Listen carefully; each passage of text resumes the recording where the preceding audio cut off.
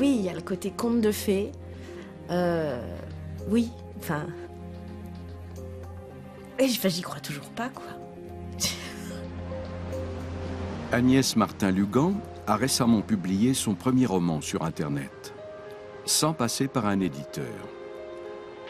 Le succès a été immédiat.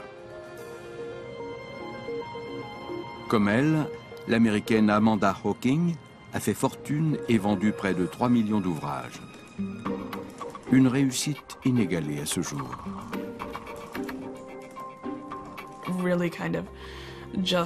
À un moment donné, ça a complètement explosé. Je me suis mise à vendre 40 000 livres par mois. C'était fou. C'est une sorte de ruée vers l'or. Les auteurs sont tous sur les rangs. Et ils sont prêts à partager parce qu'il y a assez d'or pour tout le monde. Oliver Pötsch connaît lui aussi une trajectoire hors du commun. Cet auteur allemand a vendu plus d'1 million de livres dans le monde. J'ai l'impression de vivre un rêve. Être à New York, admirer les gratte-ciels, donner des interviews, dédicacer des livres traduits en anglais, c'est de la folie.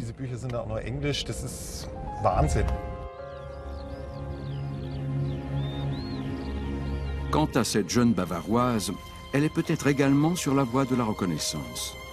Auto-publiée sous le pseudonyme d'Emily Bold, elle est pleine d'espoir. Ça me plairait de réitérer l'exploit aux États-Unis, en démarrant comme une parfaite inconnue, sans maison d'édition, comme à mes débuts en Allemagne. Avoir des lecteurs américains, ce serait mon rêve. 4 auteurs, 4 parcours. Leurs espoirs et leurs succès sont liés à une seule et même entreprise. C'est une bénédiction pour certains auteurs, mais il faut être vigilant, car ça représente un danger.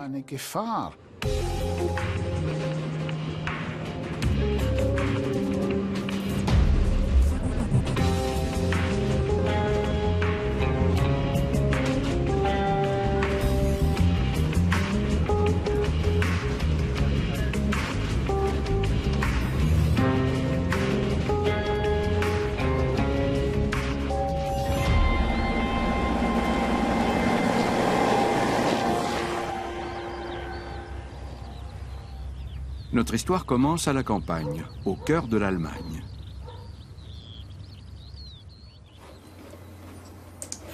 Où est la couverture? Chez elle, Emily Bold est en train de peaufiner la couverture de son livre. La 4e de couverture. La jeune femme n'a pas de maison d'édition. Elle publie elle-même ses romans sous forme électronique. Il faut ajouter l'article « Les Widham ». Son mari Patrick l'aide dans cette aventure. L'autopublication est une démarche récente dans le monde du livre. Elle a changé la vie d'Emily Bold. Je m'étais promis d'écrire un livre avant 30 ans. Arrivée à 27, j'ai trouvé que le temps commençait à presser. Puis je suis tombée enceinte et il s'est avéré que ma fille était un bébé adorable. Elle passait ses journées et ses nuits à dormir.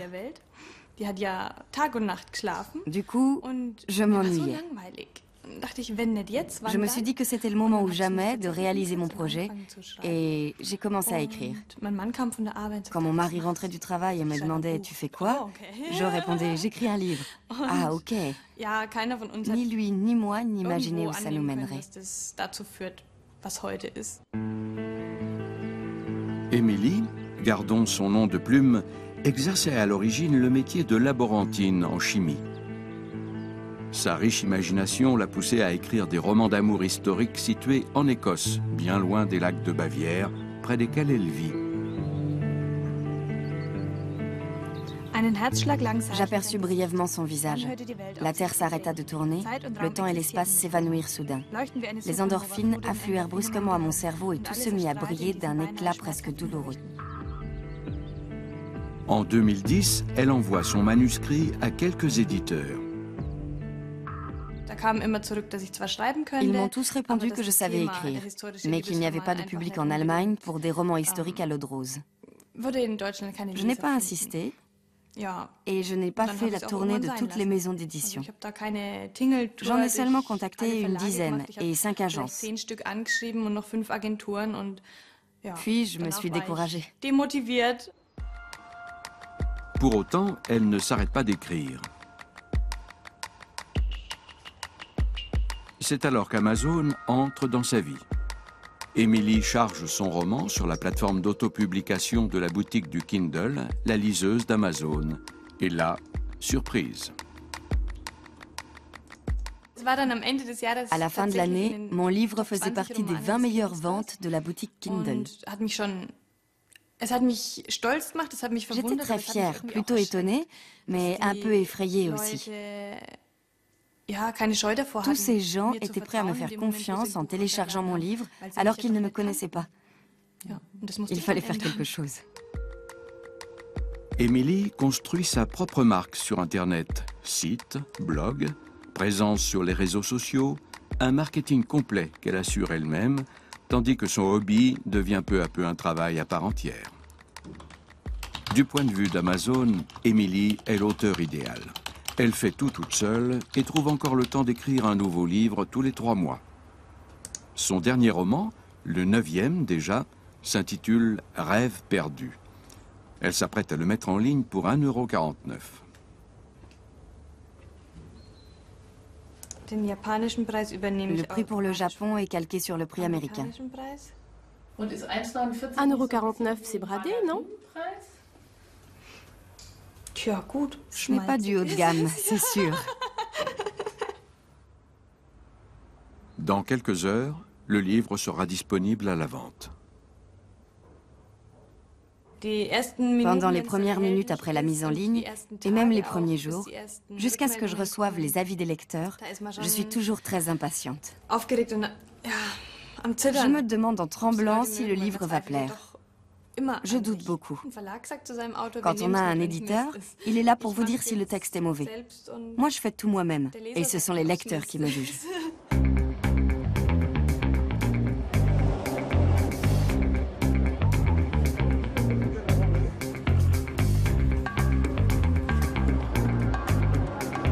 C'est le Salon du Livre, à Londres. Avec le passage au numérique, le paysage éditorial est tendu et en pleine mutation. Désormais, le stand d'Amazon se dresse parmi ceux des éditeurs établis de longue date.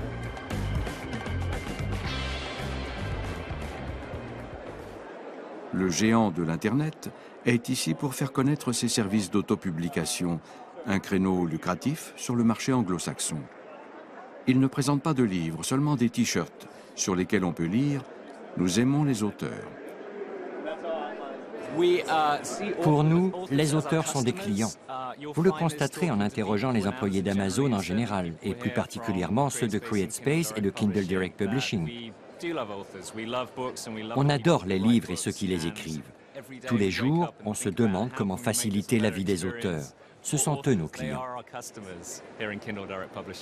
Sie sind ein Geschichtenerzähler und kein Verleger. Ihr Buch zu veröffentlichen ist ein lang gehegter Traum, ebenso wie der Traum, Ihren bisherigen Job zu kündigen. Wäre es nicht toll, wenn es einen einfachen und kostenlosen Weg geben würde? Tja, Amazon Kindle Direct Publishing bietet Ihnen genau das. Gagner plus d'argent. Amazon promet aux auteurs 70% du prix de vente de leurs livres, de quoi les séduire. Les maisons d'édition classiques versent au maximum 30% aux écrivains qu'elles publient, car elles financent d'autres prestations, à compte, lecture-correction, marketing, distribution. Avec le pourcentage proposé par Amazon et le faible prix des livres électroniques, tout le secteur se retrouve sous pression. Peter Fritz en sait quelque chose. Cet agent littéraire, l'un des plus connus de l'espace germanophone, négocie avec des maisons d'édition et, depuis peu, également avec Amazon. Le secteur allemand du livre est très fragile. Du jour au lendemain, on y a vu apparaître un acteur énorme qui ne regarde que du côté des consommateurs sans tenir compte de l'état du secteur. Ce n'est pas tenable. car Amazon.com voit les choses en très grand. Dans le plus vaste supermarché en ligne de la planète, on peut tout acheter, de l'espace de stockage virtuel aux pneus, en passant par la soupe en conserve. Ce magasin de tous les superlatifs a réalisé en 2012 plus de 60 milliards de dollars de chiffre d'affaires. Tout a commencé à Seattle en 1995, avec la vente en ligne de livres imprimés puis de livres numériques. Ces dernières années, aucune autre enseigne n'a vendu autant d'ouvrages dans le monde. Amazon détient déjà un quasi-monopole sur le marché du livre électronique. Pourquoi l'entreprise veut-elle contrôler la production en plus de la distribution? Ils veulent alimenter leur offre de livres électroniques pour la liseuse Kindle. C'est très malin de s'adresser aux auteurs et de leur proposer aussi des services. L'objectif est de maîtriser toute la chaîne. En 2007, un maillon important de cette chaîne voit le jour. Mesdames et messieurs, le Kindle Paperwhite. Avec un certain sens de la mise en scène, Jeff Bezos, fondateur d'Amazon et ancien gérant de fonds d'investissement, présente chaque nouvelle version du Kindle. C'est l'élément clé de son offensive sur le marché mondial du livre, car les détenteurs de Kindle sont obligés d'acheter leurs livres numériques sur Amazon. Les clients sont donc captifs. Il fallait transformer Amazon, en faire un fabricant d'appareils. On a négocié une sélection de contenus avec des éditeurs traditionnels, mais il nous en fallait davantage pour le lancement et pour la suite. On a donc imaginé un canal de distribution pour être directement en contact avec les auteurs et leur permettre de publier leurs livres. Kindle Direct Publishing a donc vu le jour pendant le développement du Kindle. Une stratégie qui doit permettre à Amazon de maîtriser la totalité du circuit de l'édition.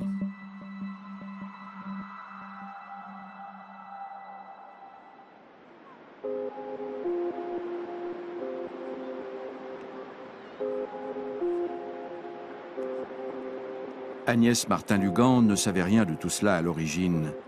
Psychologue, elle portait depuis longtemps un projet de fiction qui lui tenait à cœur, l'histoire d'une femme qui perd son mari et sa fille dans un accident. Le livre « Les gens heureux lisent et boivent du café », publié en 2012, a rencontré un vif succès. La jeune femme n'avait aucun contact dans le monde de l'édition, mais elle avait entendu parler de la plateforme d'autopublication d'Amazon. D'emblée, Amazon, c'est une force de frappe, très clairement. Beaucoup de personnes achètent sur Amazon, que ce soit des livres ou autre chose. Après, leur plateforme d'autopublication est quand même très simple. Dans un premier temps, elle tente sa chance auprès d'éditeurs traditionnels. Elle croit à son roman, fort et original, qui n'appartient pas à la littérature de genre, comme le polar ou les histoires à l'eau de rose. Mais elle sait aussi qu'elle n'est pas une professionnelle de l'écriture et ne dispose pas de tous les outils nécessaires. Les refus des maisons d'édition ne l'étonnent pas.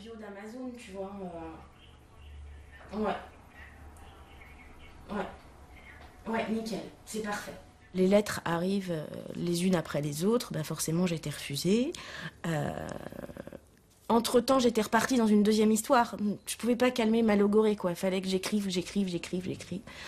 Donc, voilà. Et là, je me dis, il faut que je sache ce qui va pas, peut-être ce qui va. Il faut que je trouve quelqu'un qui puisse au moins me donner un avis, mais un avis professionnel. Agnès prend alors contact avec des auteurs indépendants à Paris. C'est un petit monde, d'autant que le livre électronique n'est pas encore très répandu en France. Elle fait appel à un lecteur freelance qui l'aide à retravailler son roman. Toutes ces démarches sont bien sûr à sa charge. Fin 2012, elle met en ligne son livre, pour 89 centimes d'euros d'abord, car elle ne se sent pas encore auteure à part entière. Que ça soit le moyen qu'on montre qu'elle ait du caractère. Après, j'avais pas de prétention de réussite, mais je me disais pourquoi pas. Enfin, moi, là, ce qui compte pour moi, c'est d'être lu, c'est d'essayer d'avoir des lecteurs. Donc, comme c'est pas des maisons d'édition qui vont me le proposer, eh ben, je me débrouille toute seule comme une grande. C'est la surprise. Les téléchargements s'enchaînent. Dès le premier jour, son roman fait partie des 100 meilleures ventes. L'inconnue devient en quelques heures une auteure à succès. Au bout de 3 semaines, elle a vendu plus de 3000 exemplaires et figure en tête des téléchargements sur Kindle. Donc pour la petite histoire, avec mon mari, on avait dit en rigolant, tous les 100 exemplaires, on ouvrira une bouteille de champagne. À la fin du premier week-end, il y avait déjà 3 bouteilles de champagne de vidées, parce que voilà, il y en avait déjà eu 300 le lundi. J'étais là, le top 5, donc alors je vous parlais de Graal tout à l'heure, mais alors là, c'était juste extraordinaire. Et puis la machine se met en branle. Ça faisait pas une semaine que j'étais en ligne. La machine Amazon, ce sont les informations recueillies sur près de 200 millions de clients, le trésor de guerre de l'entreprise. Le moindre achat laisse une trace numérique, qu'Amazon exploite pour nourrir son système de recommandation. Les clients ayant acheté cet article ont également acheté ceci ou cela. C'est un algorithme qui fournit ces conseils, et non un libraire. Les ouvrages autopubliés sont mis en avant de la même façon. En transformant les données des internautes en profils de clients, Amazon peut prévoir plus finement le comportement des acheteurs. Amazon a pris une avance que personne ne pourra rattraper. Elle ne partage ses informations avec personne. C'est son capital. La taille de notre base de clients est notre premier atout. Elle permet aux auteurs de vendre beaucoup d'exemplaires en très peu de temps, mais aussi de se confronter à un vaste lectorat et de recevoir des avis sur leurs œuvres. En appâtant les auteurs avec sa plateforme d'autopublication, Amazon se contente de mettre à disposition une infrastructure informatique et n'a aucun frais supplémentaire à engager. Néanmoins, l'entreprise encaisse 30% du prix des ventes sur Kindle. Qu'en pensent les éditeurs traditionnels? Antoine Gallimard, à la tête du 3e groupe d'édition français, est sur la défensive. C'est très gênant pour nous, ça veut dire qu'on est des voleurs, qu'on prend énormément de marge, qu'on vole les auteurs, d'ailleurs c'était un peu dans l'air du temps, hein, qu'on vole les auteurs, parce qu'on pourrait donner comme Amazon 70%. Donc effectivement, c'est quelque chose. Amazon est très fort en disant, regardez, les éditeurs, qu'est-ce qu'ils font pour vous? Ils font rien, et en plus, ils vous prennent beaucoup de pourcentage. Moi, je dis qu'effectivement, si demain, j'ai pas de service de fabrication, il n'y a pas de service commercial, il n'y a pas de service de presse, on n'a pas de service marketing, des sessions de droit et autres, voilà, je veux dire, bon, on peut donner ces pourcentages-là. Il faut voir derrière il n'y a rien comme service derrière. C'est un leurre, pardon. Un leurre qui attirerait des auteurs vers le système Amazon. Dans le bureau de l'éditeur, trône une pendule offerte par Antoine de Saint-Exupéry au fondateur de la maison, le grand-père d'Antoine Gallimard. Ici, les liens personnels entre écrivain et éditeur sont l'alpha et l'oméga. C'est un cauchemar pour le directeur d'imaginer qu'une entreprise de commerce électronique débauche un jour ses auteurs emblématiques. D'ailleurs, le rêve de Bezos, ça serait dire qu'il y a lui, et il y a l'auteur, parce qu'on ne peut pas s'en passer, et le lecteur. Mais tous les corps intermédiaires dont je suis, c'est à supprimer. Parce que finalement, à quoi on sert, hein, une sorte de parasitage. Bon, alors évidemment, moi je ne suis pas d'accord avec ça, parce que nous, l'éditeur, et pas seulement l'éditeur, mais on accompagne un auteur pendant des années. Je finance des gens, je finance des écrivains. Je veux dire, alors que leur vision, ils disent qu'ils peuvent faire de l'autopublication, ils disent qu'ils peuvent faire ça en direct. Je veux bien. Je connais des gens, hein, des auteurs vraiment qui rêvent de dire oui, Internet, Amazon, on peut se passer de tout le monde. En France, on en est encore loin. Selon une enquête récente, 80% des Français rejettent le livre numérique. Les Allemands lui sont beaucoup moins hostiles, puisque les ventes de livres électroniques ont triplé outre-Rhin en 2012. En France, on aime les vrais livres et les vraies librairies. Le ministère de la Culture soutient à coups de millions d'euros les librairies de quartier face au pouvoir croissant d'Amazon. il est impensable que le secteur connaisse un scénario à l'américaine.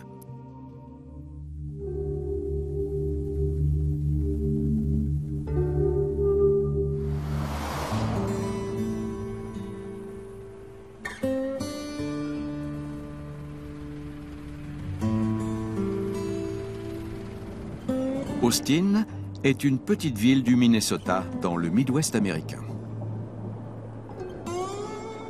On y trouve des élevages de porcs et des stations-service, mais pas une seule librairie. Pourtant, la commune compte 25 000 habitants. C'est ici que vit l'auteur autopublié au succès le plus fulgurant du monde, Amanda Hawking. Il n'y a aucune librairie dans cette ville. Il y en avait quelques-unes quand j'étais petite, mais elles ont toutes fermé. La dernière, il y a 5 ou 10 ans. Comment on se procure des livres? On va à la bibliothèque ou dans les hypermarchés qui ont un petit rayon de littérature. Sinon, il faut commander sur Internet. Et c'est sur Internet qu'elle est devenue une star avec des histoires de vampires à l'eau de rose pour adolescents. Véritable phénomène de l'édition numérique, elle fait rêver bien des candidats à l'autopublication. À 26 ans, elle avait déjà vendu plus d'1 million de livres électroniques. Pourtant, c'est presque par désespoir qu'elle a mis en ligne son premier roman, parce qu'elle n'arrivait pas à joindre les deux bouts.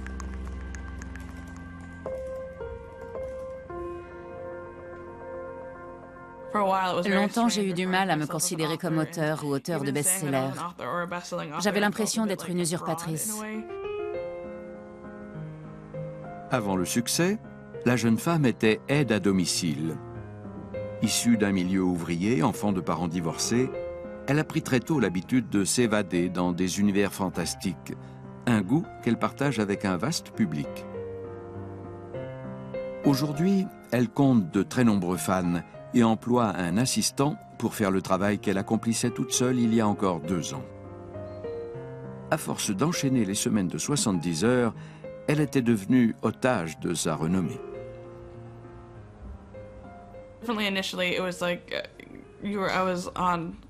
Au début, j'étais tout le temps sur le site.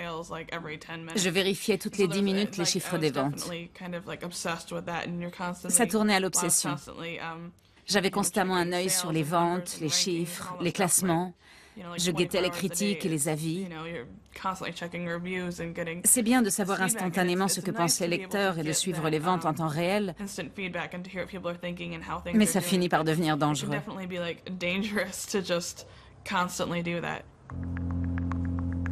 Amanda finit par ne plus avoir le temps pour le plus important, l'écriture. Alors, elle craque et tombe en dépression. Elle abandonne alors l'autopublication et se cherche un éditeur. Entre-temps, ses livres ont fait leur entrée sur la liste des meilleures ventes compilées par le New York Times, ce qui lui permet de négocier des avaloirs confortables. Je voulais aussi voir si mes livres allaient se vendre en version papier. Je ne sais pas où ça en est maintenant, mais à l'époque, les livres électroniques représentaient 20 ou 30% du marché. Il restait donc 70% à conquérir. J'avais envie d'atteindre ces autres lecteurs. Aujourd'hui, elle a réalisé son rêve. En contrat avec une maison d'édition prestigieuse, elle ne se contente plus de toucher ses lecteurs virtuellement et ses romans s'alignent sur les tables des librairies.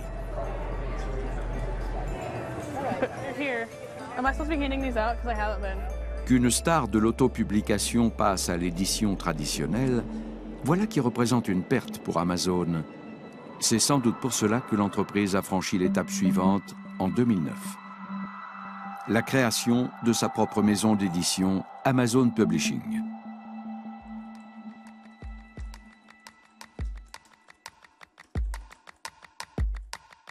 Cela ne lui suffit plus de vendre des livres, ni même de gagner de l'argent avec sa plateforme d'autopublication. Désormais, le géant de la vente en ligne dispose de dénicheurs de talents, de lecteurs et d'auteurs, crée des collections distinctes et publie même des traductions.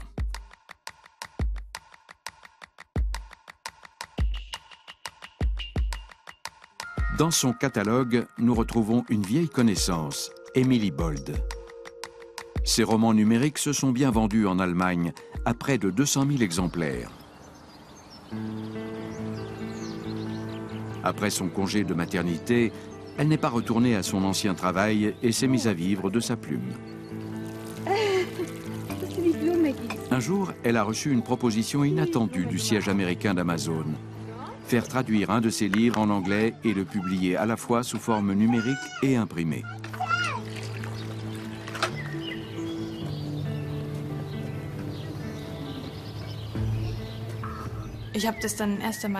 Au début, je n'y ai pas cru. Je me disais que c'était des paroles en l'air. Et puis, une nuit, le contrat d'édition est arrivé par email. J'étais déjà couchée et vers 2 heures du matin, j'ai entendu le bing de mon téléphone. Ça ne pouvait être que Seattle. Mon mari m'a dit « Attends demain matin ». Mais je me suis levée, j'ai signé et renvoyé le contrat tout de suite, en pleine nuit. J'étais tellement excitée que je n'ai pas pu me rendormir.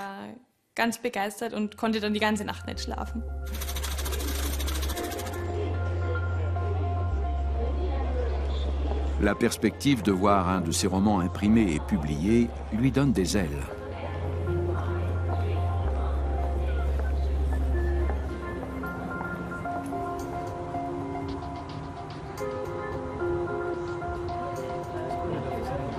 La jeune femme décide de se rendre au Salon du Livre de New York par ses propres moyens.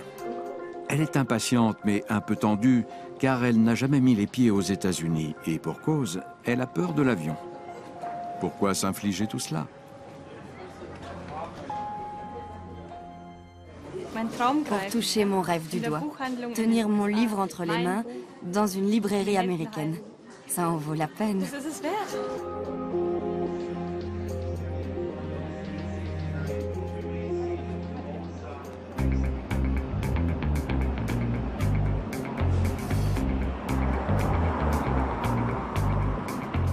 Un de ses compatriotes est déjà sur place.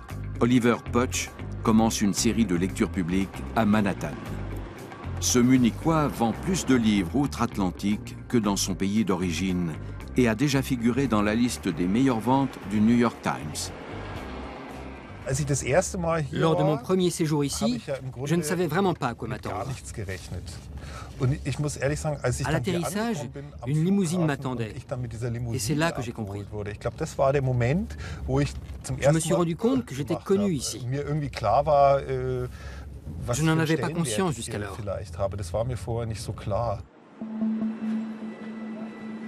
Oliver Putsch n'a jamais goûté à l'auto-édition. Il est publié en Allemagne par un éditeur traditionnel. Ses romans policiers, situés en Bavière, offrent du divertissement de qualité. Il soigne ses recherches, il a une plume fluide et possède un don inné pour raconter des histoires. En 2011, la toute jeune maison d'édition Amazon acquiert les droits pour faire traduire ses romans. Quand mon éditeur allemand m'a annoncé qu'un éditeur américain s'intéressait à mes romans, je n'ai pas tout de suite compris qu'il s'agissait d'Amazon. On m'a dit, on ne sait pas très bien. C'est un éditeur bizarre qui fait de la littérature érotique et des bouquins à lire dans sa baignoire. C'est tout ce qu'on m'a dit. Mais j'étais déjà très content qu'une maison américaine ait envie de faire traduire mes livres. Les romans d'Oliver Putsch ont pour personnage principal un bourreau bavarois. L'ancien journaliste de télévision descend lui-même d'une dynastie de bourreaux. Cette confrontation avec l'histoire de sa famille l'a amené à écrire une saga intitulée « La fille du bourreau ». Mais d'où vient l'intérêt que lui porte Amazon ?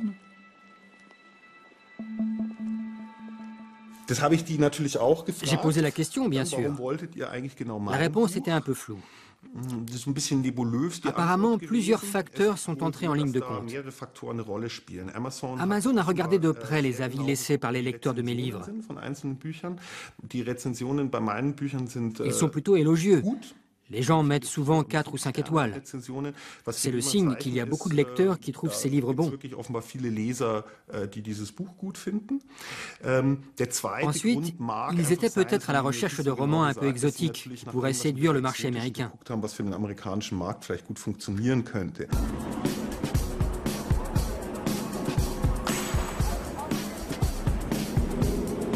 Emily Bold est arrivée à Manhattan.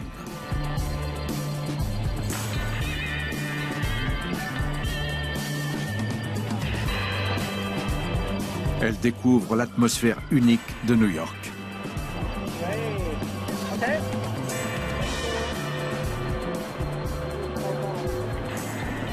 Première escale, Book Expo America, le plus grand salon du livre du continent nord-américain. Curieuse, Emily prépare une visite surprise à son éditeur Amazon. Espace numérique. Encore faut-il trouver le stand.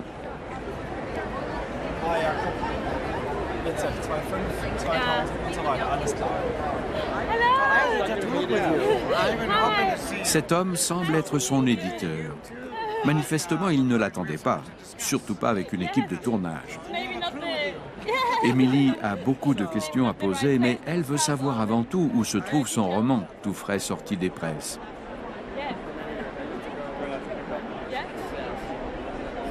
Problème, le livre n'est pas présenté sur le stand. L'employé d'Amazon lui explique qu'il n'est pas dans la maison depuis longtemps. Emily repart. No problem, no problem. Son roman The Curse, La Malédiction, est sorti sur le marché américain il y a quelques semaines. Elle entame donc une tournée des librairies new-yorkaises, à commencer par Strand, l'une des plus grandes et des mieux achalandées de Manhattan.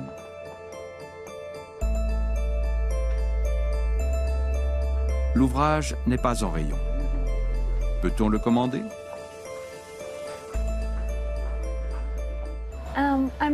Je cherche un roman. The Curse, Publié par Amazon Crossing. L'auteur? Emily Bold. Chez Amazon. Je ne crois pas qu'on l'ait dans le catalogue. Non. Cela dit, Amazon vous le livrera très vite. Nouvelle tentative dans une petite librairie indépendante de Soho.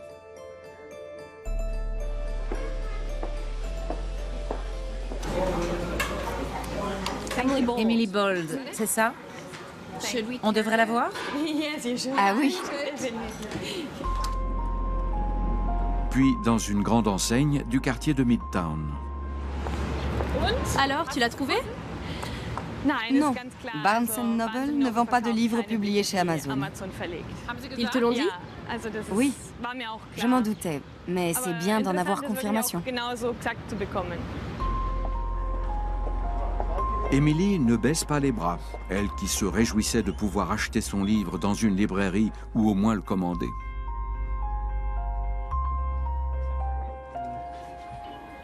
Il n'est pas dans le catalogue. Désolé.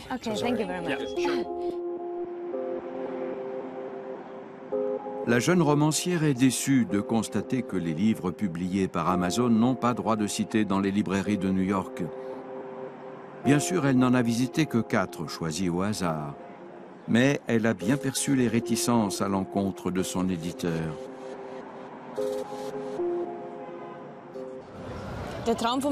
Tenir son livre entre les mains, c'est un rêve et une motivation.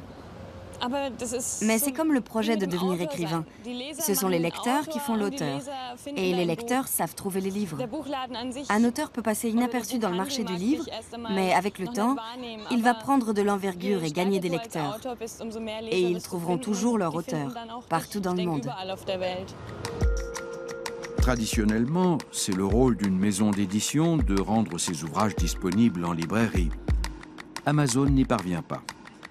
Il faut dire que le géant du commerce en ligne s'est fait beaucoup d'ennemis aux États-Unis, où les 3/4 des livres papier sont aujourd'hui vendus par son site. Sur le marché du livre électronique, il est également numéro 1. Ce monopole a des conséquences dramatiques pour le marché de l'édition, explique Paul Aiken du syndicat des auteurs américains. Pendant un certain temps, après le lancement du Kindle et jusqu'en 2011 environ, Amazon a appliqué une politique de prix très bas.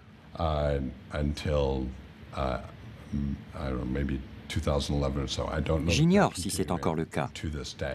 Mais pour beaucoup de nouveaux titres, Amazon vendait ses livres électroniques en dessous du prix de revient.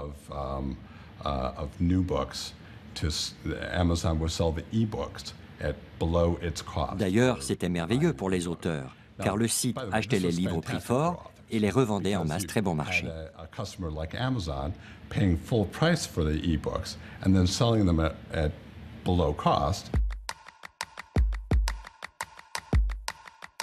Cette stratégie du dumping conduit Amazon à une situation de monopole sur le marché du livre électronique.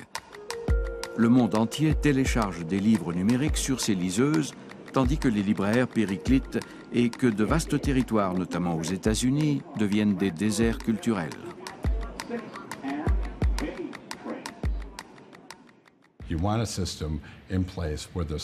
Il nous faut un système dans lequel il existe une concurrence saine à tous les niveaux. On a besoin d'avoir un grand nombre d'éditeurs et de points de vente qui se fassent concurrence.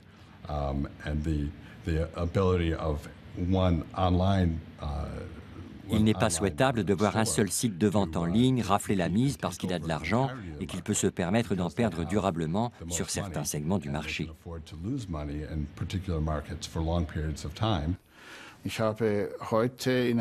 Récemment, j'ai comparé Amazon à Monsanto. Monsanto achète des terrains immenses au Brésil, dans les pays d'Amérique latine ou encore ailleurs. Ils y plantent des tomates pendant 5 ans jusqu'à ce que les sols soient épuisés. Alors ils s'en vont et laissent un désert derrière eux. Quels sont les objectifs poursuivis par Amazon?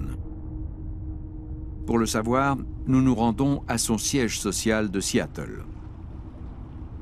L'entreprise est connue pour sa discrétion et accorde peu d'interviews à la télévision. Après des demandes répétées, nous avons obtenu un rendez-vous. Malgré l'absence de panneau à son nom, Amazon est propriétaire d'une bonne partie du quartier de South Lake Union. Récemment, la société a annoncé le lancement d'un projet immobilier colossal ici. La tendance est à l'expansion.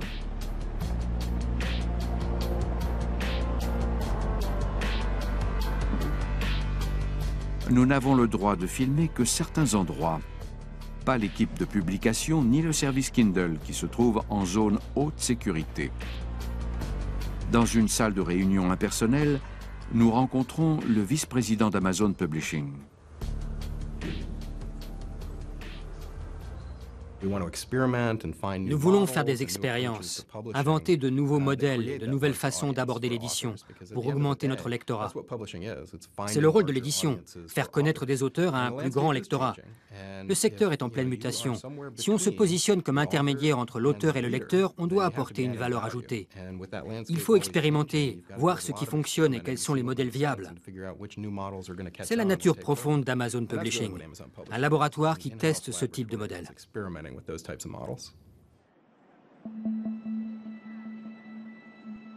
Vu de l'extérieur, tout se ressemble dans ce soi-disant laboratoire. Vente de Kindle ou de chaussures, développement technologique, nous essayons de nous en faire une idée plus précise. Voilà donc le fameux campus Amazon, dont le nom évoque la liberté et la recherche. En réalité, nous sommes au cœur d'un géant du Nasdaq, valorisé en bourse à plus de 160 milliards de dollars. Un empire high-tech qui sélectionne des écrivains.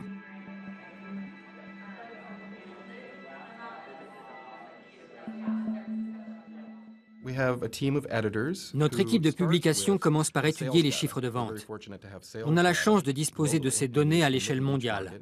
On peut examiner chaque marché et voir quels sont les ouvrages qui s'y vendent bien, ceux qui n'ont pas encore été traduits et dont les droits sont encore disponibles.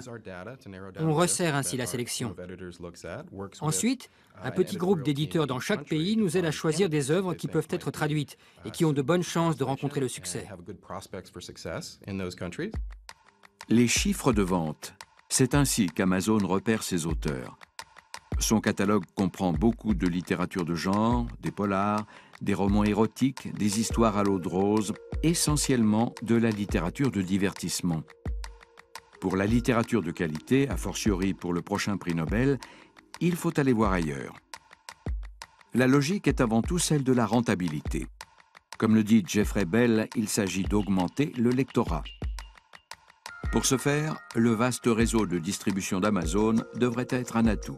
Mais alors, pourquoi ces auteurs ne sont-ils pas référencés dans les librairies?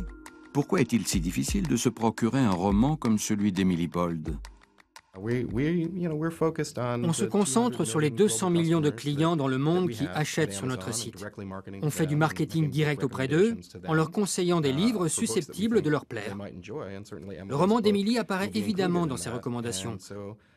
Je lui souhaite qu'on trouve son livre dans certaines librairies, mais il ne sera sans doute pas disponible partout. En revanche, on peut faire le maximum pour donner envie à nos clients de l'acheter sur le site d'Amazon et dans la boutique Kindle. Voilà pour le discours officiel. Officieusement, Amazon s'efforce depuis longtemps de faire entrer ses titres dans les librairies. Prenons l'exemple d'Oliver Putch. Certains de ses romans numériques ont paru chez Amazon, mais leur version papier a été éditée par une autre maison américaine, Houghton Mifflin Harcourt.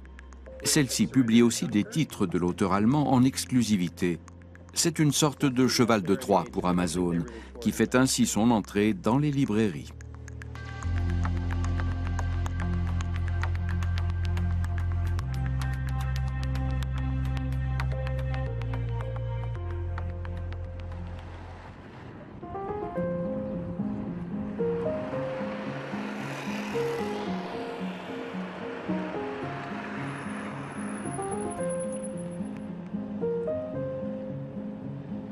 En France, Agnès Martin-Lugan a réussi le passage vers les librairies de quartier.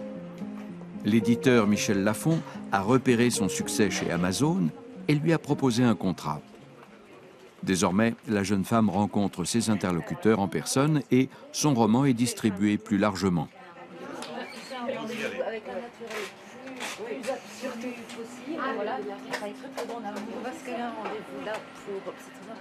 C'est une nouvelle aventure, c'est autre chose. C'est c'est permettre d'avoir de nouveaux lecteurs, c'est vraiment ça. Et puis après bah voilà, là à l'heure actuelle, il y a déjà eu des signatures avec des maisons d'édition à l'étranger. Mon roman va être traduit dans d'autres langues. Enfin, c'est sûr que moi toute seule, j'aurais pas pu l'avoir, même si c'est pareil, c'était pas une fin en soi pour moi c'est un truc que j'aurais jamais imaginé, ça m'aurait même pas traversé la tête. La maison d'édition apporte des conseils personnalisés à Agnès, qui se sent entre de bonnes mains. Les droits de son premier roman ont été achetés dans une vingtaine de pays. Elle bénéficie d'une campagne marketing et une adaptation au cinéma est en projet. Aujourd'hui, Agnès écrit son deuxième roman. Pour elle, il n'est pas question de revenir à l'auto-édition.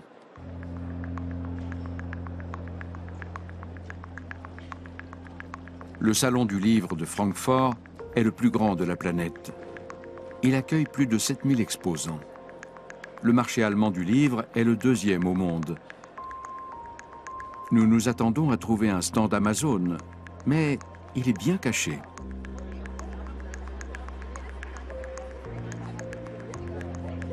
L'entreprise a dressé une simple table, un peu à l'écart.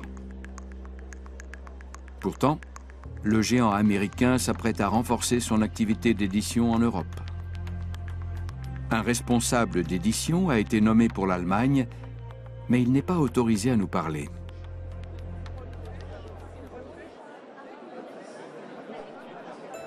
D'autres professionnels de l'édition sont plus loquaces. Ils ne tiennent pas à ce qu'Amazon provoque en Europe les mêmes dégâts qu'aux États-Unis. Face à une telle force de frappe, il existe encore une protection. En Allemagne comme en France, le prix unique du livre. Le problème, ce sont les livres numériques, domaine dans lequel Amazon détient déjà le monopole sur le marché allemand. La loi ne s'applique pas expressément aux livres électroniques, ce qui affaiblit le principe du prix unique. C'est du moins la crainte de Helge Malchow, directeur de maison d'édition. Il faudrait d'abord que le gouvernement définisse clairement les livres électroniques comme des livres. De cette façon, le principe du prix unique du livre s'appliquerait également aux livres numériques. Ce serait encore mieux si l'Italie, la France, l'Espagne et les autres faisaient pareil, car c'est une question européenne. On pourrait alors rétablir un équilibre entre le développement du marché électronique et celui de l'édition traditionnelle. Dans le cas contraire, si le prix unique n'est pas adopté pour l'édition numérique, les prix vont chuter en raison du dumping pratiqué par les entreprises en situation de monopole, peut-être même en dessous du prix d'achat. L'achat d'un livre papier deviendra une absurdité et finalement, on ne pourra plus non plus conserver le prix unique dans l'édition traditionnelle. Amazon s'efforce déjà par tous les moyens de contourner le prix unique du livre avec des remises et des offres spéciales. Des opérations qui portent le plus souvent sur les ouvrages édités par ses propres services. Ces tarifs défiant toute concurrence peuvent séduire les clients au premier abord. Mais à long terme, quels sont les effets de ce type d'opération?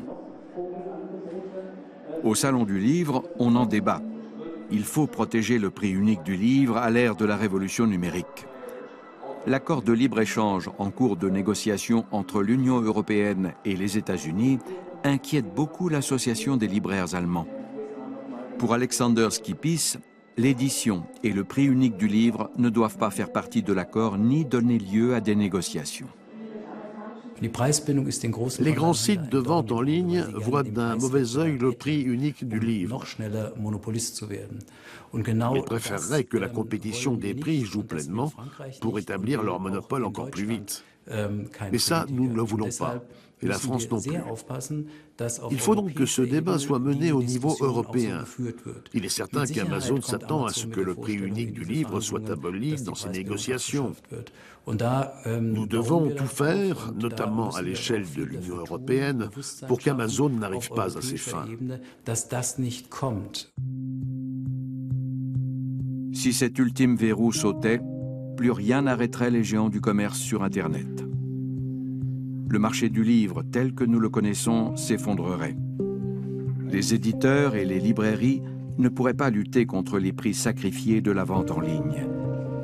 Or, ils commercialisent aussi des livres qui ne sont pas des best-sellers, mais qui enrichissent le lecteur.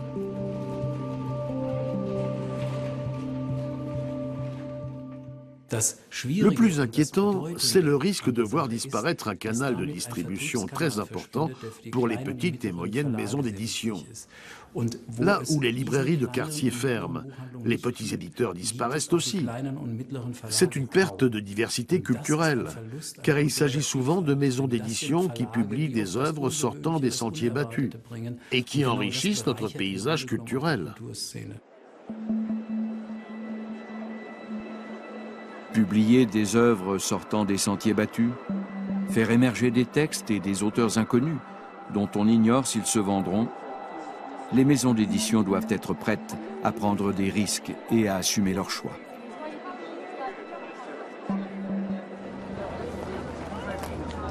Épauler une romancière comme Emily Bold ne demande en revanche pas beaucoup d'efforts, puisqu'elle accomplit elle-même tout le travail préalable. Ensuite, elle peut compter sur une communauté de fans qui apprécient la littérature d'évasion. Amazon n'a rien investi dans cet auteur et n'a pris aucun risque.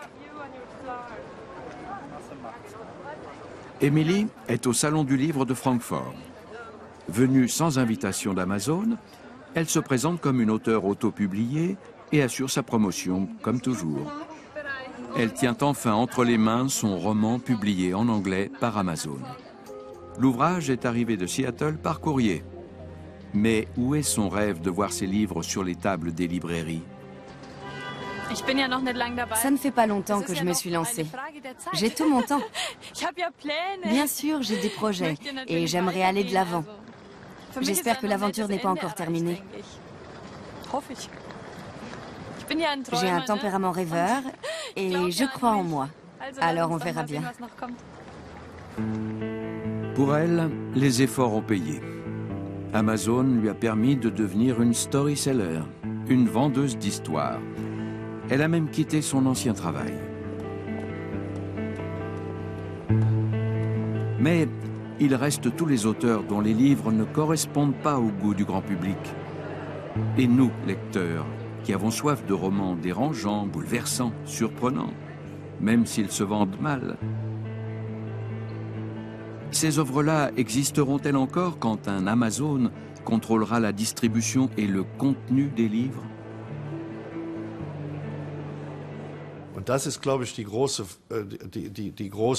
C'est le grand défi des prochaines années. Comment trouver un équilibre entre ceux qui décident du contenu des livres et ceux qui s'occupent de leur distribution? Ce serait une catastrophe que l'un des maillons de la chaîne empiète complètement sur les autres. La logique purement commerciale écraserait alors celle de la créativité.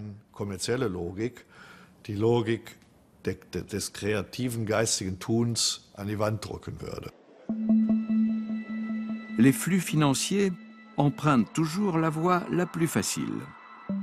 Mais la créativité et l'intellect suivent d'autres logiques.